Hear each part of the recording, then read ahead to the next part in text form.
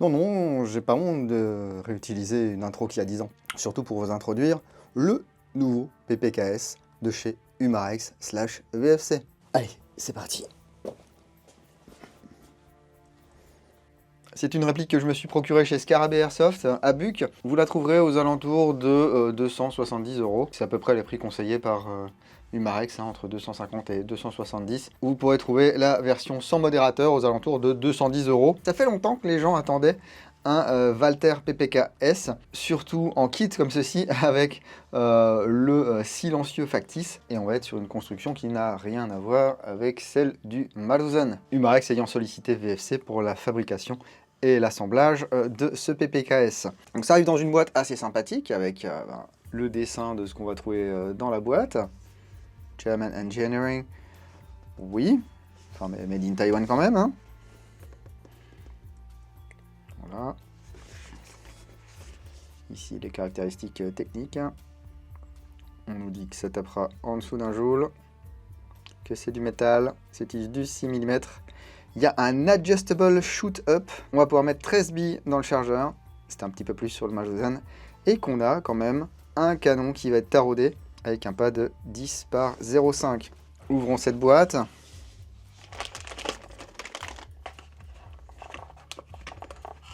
Voilà. On a ici la documentation, donc le petit fascicule Umarex ici, les deux versions ici, en kit avec modérateur et sans modérateur. Alors il paraît, moi je ne l'ai pas eu entre les mains, mais que la version du coup qui n'est pas livrée avec le modérateur n'a pas le canon taraudé. Je trouve ça un petit peu bête, parce que si vous voulez acheter le modérateur ici en spare, vous ne pourrez pas le monter sur votre PPKS qui ne faisait pas partie du kit avec silencieux.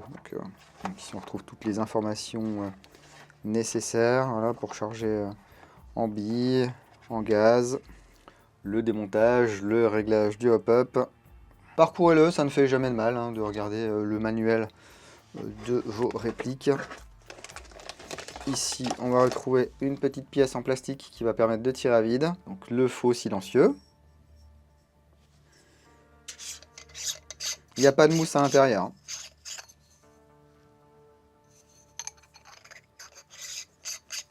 Par contre, rien ne vous empêche d'en mettre. Et puis ici, dans son petit sachet plastique, le Walther ou Walther PPKS. Avec ici son chargeur. Chargeur à gaz. 13 billes. Et alors, attention les yeux, les chargeurs supplémentaires, donc 13 billes, eh bien, ils sont au prix public conseillé de 50 €. Je pense qu'à un moment donné, il va falloir arrêter les conneries. Un chargeur GBB, qui plus est aussi compact, qui peut contenir 13 billes, 50 €, c'est tout simplement pas possible. Donc la réplique mesure 155 mm pour une masse de 535 grammes, ce qui est peu ou prou la masse du vrai PPKS, mais à vide. Et lorsque le faux silencieux sera vissé sur la réplique, eh bien, vous ajouterez à peu près 11 cm à la longueur totale. Le vrai Walther PP, et PPK et PPKS, eh bien c'est une arme emblématique. Et les premières versions ont été mises en production en 1929 par la fabrique d'armes allemande Karl Walters GmbH. Elles étaient chambrées en 7,65 mm, mais en ce qui concerne le PPKS ici, on est en 9 mm courte. Donc voilà, c'est à peu près des choses comme ça. Donc ça c'est une fausse bien sûr. Et PP, ça veue dire Polizeipistole, donc le pistolet police. Et en 1931, donc seulement 2 ans après la sortie du PP, le PPK, Polizeipistole Criminal Model, qui est une version un peu plus compacte du Walther PP. Le PP et le PPK ont eu un succès rapide auprès des polices européennes, et bien sûr ils ont équipé la police et l'armée allemande, notamment lors de la Seconde Guerre mondiale. Et puis ils resteront utilisés jusqu'à l'apparition des Walther P5, des Sig Sauer P6 et du HK P7 bien sûr. C'est un pistolet à simple et double action qui a connu un regain de célébrité au cinéma lorsqu'il a été vu dans les mains de James Bond, l'espion britannique. James Bond a utilisé beaucoup d'armes différentes dans les films, mais quand même du PPK, c'est celui-là qu'on retient souvent, même si dans les films les plus récents, James Bond était passé au Walther P99, qui est d'une part plus moderne, et qui dispose de plus de puissance de feu. Mais dans Quantum of Solace, James Bond se voit remettre un Walther PPK-S, comme celui-ci. Le PPK-S, c'est une évolution du PPK pour le marché US, qui a été créé par la firme Interarms à Alexandria en Virginie.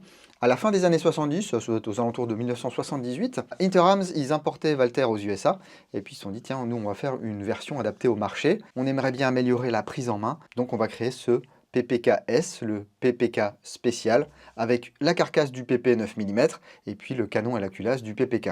Donc c'est un crossover, comme le Glock 19X peut l'être, par exemple. Le vrai est construit en inox, celui-ci est construit en alliage, mais il est très très beau. On va voir ça tout de suite ensemble, bien sûr. Donc, licence oblige, eh bien, on retrouve ici les marquages Walther, Karl Walther Waffenfabrik, Ulm, modèle PPK-S, calibre 9 mm Kurz. Voilà, de l'autre côté ici, un petit numéro de série. Les marquages Airsoft ici, avec ici le numéro de production, 2024-728. Le modèle PPK-S 6 mm et le Pentagone avec le F pour le marché allemand. Les plaquettes sont en plastique. On y voit également le fanion Walther. Voilà, avec cette espèce de molletage là. Et effectivement, eh bien, ça a beau être un pistolet compact, même si je n'ai pas des grandes mains, eh bien, c'est pas ridiculement petit. Le levier de sûreté est situé à gauche sur la glissière. Voilà, donc ici, je ne peux pas tirer, ça bloque. Et si le marteau est à l'armée, ça fait également office de levier de désarmement. C'est très chouette. On a donc des stries de préhension ici, de chaque côté de la glissière. Un faux extracteur ici. Des stries sur le dessus. Voilà, en fait, c'est un dispositif anti-reflet. Le canon externe ici. Un autre numéro de série là. Le marteau, on l'a vu ici, avec son orifice ici, et une texture. Le bouton d'éjection du chargeur, qui est également molleté. Voilà, on voit que au niveau du chargeur ici, il y a un talon qui est un petit peu étendu. Donc on gagne encore un petit peu de place et encore un petit peu plus de confort de prise en main. La queue de détente ici, elle est également texturée. Hein. Ici, on a des stries. Le pontet. Donc là, si vous avez vraiment des gros gants, ça va peut-être être compliqué de tirer. Mais globalement, il y a quand même un petit peu d'espace. Hein. On peut voir ici le profil particulier de l'avant. Le témoin de charge ici, je pense.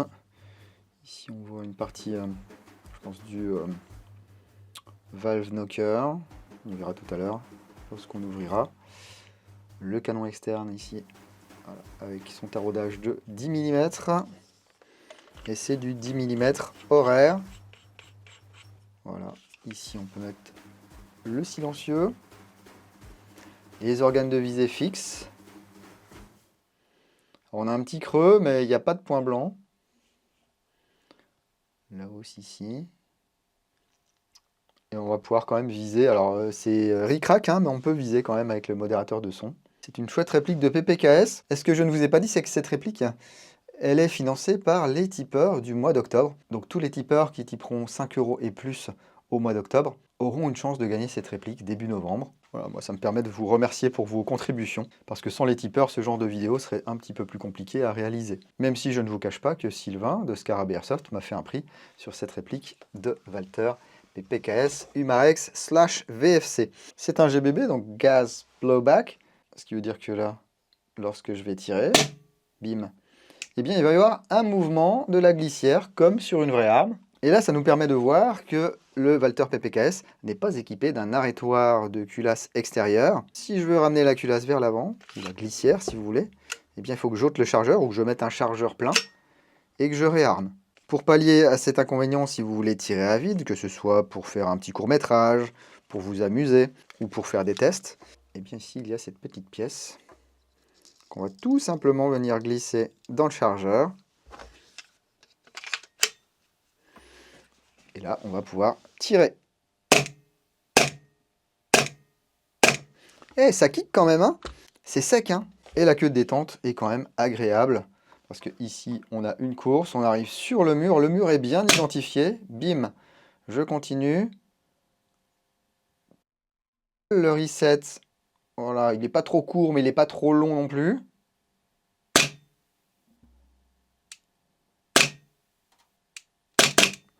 On va bien pouvoir enchaîner les tirs. Voyons voir le poids de cette queue de détente. 1,4 kg. 1,4 kg. Ça sent le flingue, c'est rigolo. C'est vrai que ça, je vous l'ai pas dit. Mais ce petit PPKS là, il sent le flingue hein, quand on sort de sa boîte. 1,2 kg. 1,16 kg. Ouais, faut que ça se fasse quoi. 1,3 kg. Donc on est entre 1,2 kg et 1,4 kg. Je vous propose d'aller voir ce que ça donne au chrony et sur cible. Et puis on se retrouve pour la dernière partie de la vidéo.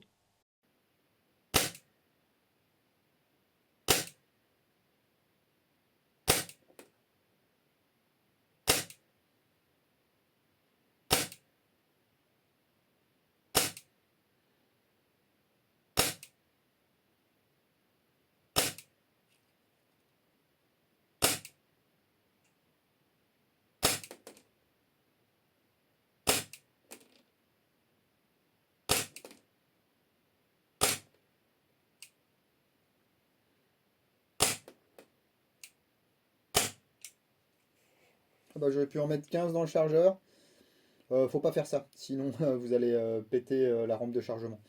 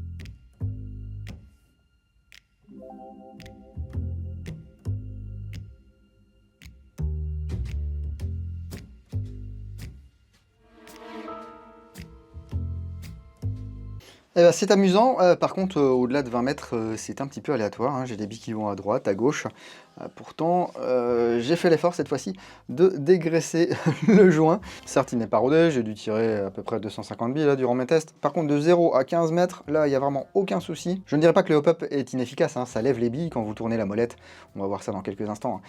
Ça fait bien bouger le réglage et puis vous pouvez même lever de la bille lourde si ça vous chante. Mais on n'a pas beaucoup d'énergie hein, avec ce tout petit canon, la bille n'a pas le temps de prendre de la vitesse. Cela dit, ça va permettre d'aller jouer partout si vous souhaitez jouer avec cette réplique qui pour moi s'apparente un petit peu plus à une réplique de passionné, de collection, plutôt qu'une réplique de gros joueurs. On va pas prendre ce PPKS par exemple en réplique principale pour aller jouer en forêt ou même en CQB, hein. Et puis j'ai pu tirer environ 45 billes, donc un peu plus de 3 chargeurs avec une charge de gaz. Les chargeurs sont donnés pour 13 coups, on peut mettre 15 billes, mettez pas 15 billes. Ou alors si vous mettez 15 billes, eh bien vous tirez la glissière, j'en fous partout, vous mettez le chargeur et ensuite seulement vous relâchez. Mais il est possible que sur le premier tir, eh bien votre glissière fasse un mouvement un peu bizarre et que le cycle ne se fasse pas entièrement. Ouais, j'ai plus qu'à ranger ça. On a pu entendre aussi que le son avec et sans le modérateur, eh bien il est différent. Alors là il n'y a pas de mousse donc ça résonne un petit peu, c'est rigolo. Ça fait penser un petit peu au tonton flingueur. Et il y a un truc qui m'intrigue, c'est que, je vous le disais tout à l'heure, ça sent le flingue. Alors quand je dis ça sent le flingue, ça sent l'acier mêlé à une certaine graisse. Et c'est pas étonnant parce que en voyant le canon là, je me suis dit c'est bizarre, on dirait pas de l'alliage. Et bien oui, c'est plutôt de l'acier ça. Et le marteau ici est également en acier. Le témoin ici est en acier. La hausse est en acier. Et on va démonter ça pour voir s'il y a d'autres pièces en acier dans ce Walther PPKS. Alors pour le démontage, c'est comme le vrai. Ici, on va faire basculer le pontet vers le bas. On va tirer la glissière. Ici, on bascule. Voilà. On retrouve le ressort récupérateur ici. Le nozzle. Le blowback housing ici. Et le blowback housing, il est en acier également. Donc je comprends un peu mieux le prix de cette réplique. Alors vous allez me dire, oui, l'acier, c'est pas forcément plus cher que de l'alliage. Possiblement, je ne suis pas métallurgiste, mais il est possible que ce soit plus cher de concevoir des moules pour des pièces en acier, par exemple. Et si c'est de l'acier moulé, ça veut dire que c'est du MIM, donc Metal Injection Molding, et c'est pas donné. Ici également, les pièces internes, elles sont en acier. Voilà, tout ce qui est valve knocker, marteau, les pièces de réarmement ici. L'arrêtoire de glissière est en acier également. Et la barre de liaison de la queue détente, la trigger bar, est également en acier. Je pense que 250-270 €, ça reste quand même un peu cher. Mais il y a deux facteurs déterminants dans le prix de cette réplique. Le premier, c'est que c'est fait par VFC. Le second, c'est que c'est licencié et distribué par Umarex. Donc je vous parlais du réglage du hop-up. Eh bien, il est assuré par cette molette. C'est une molette qui va venir tourner voilà, d'un côté ou de l'autre. Et qui va actionner le hop-up. Je ne vais pas le démonter dans cette vidéo, on verra ça dans l'antre le blog dans quelques temps. D'ailleurs, si vous ne l'avez pas vu, j'ai fait une vidéo exprès sur le blog pour vous montrer que l'antre, ça n'est pas qu'une chaîne YouTube. D'ailleurs, l'antre à l'origine, ça n'est pas une chaîne YouTube, mais c'est un blog sur Canal Blog, voilà, qui a migré il y a déjà beaucoup d'années maintenant sur une autre plateforme et sur laquelle vous pouvez retrouver eh bien, les reviews complètes des répliques que je vous présente ici en vidéo. Un petit truc rigolo, qui change, c'est que on n'a plus les joints noirs VFC, ici c'était un joint bleu, donc j'ai hâte de voir à quoi il ressemble et surtout s'il est compatible VSR10, ça sera intéressant à voir. Voyons voir le diamètre du canon interne.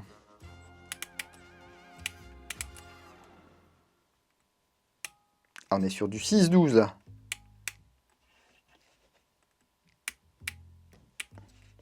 Et donc on a un canon qui est très large.